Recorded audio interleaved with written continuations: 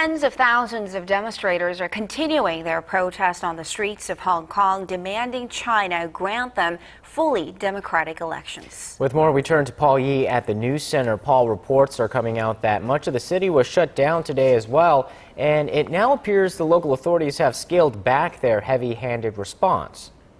Well, the world is closely watching, and the smoke from tear gas was nowhere to be seen on this fifth day of demonstrations.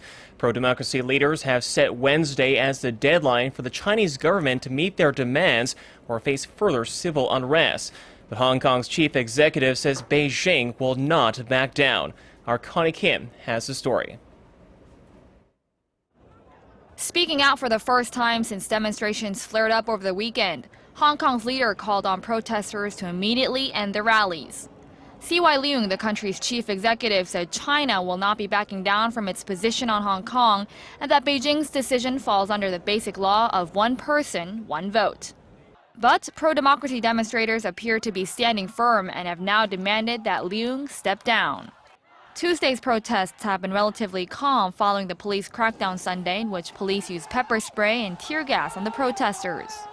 Schools and businesses around the government complex remain closed as thousands block the commercial district of Causeway Bay to Central's east and across the harbor to Kowloon's Mongkok.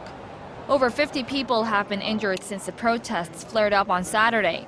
Demonstrators are demanding universal suffrage in Hong Kong's 2017 elections and that Beijing abandon its plan to vet candidates for the post of chief executive.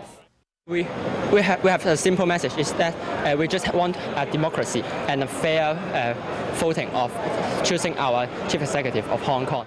Up until now, Beijing had been nominating the chief executive, and China was quick to warn other nations against supporting what it calls illegal rallies. We hope that related nations show a considerate stance regarding the protest in Hong Kong and do not send out a wrong message to protesters. However, the U.S. and Britain have both said the demonstrators' rights should be protected and the people of Hong Kong should be granted universal suffrage. Connie Kim, Arirang News.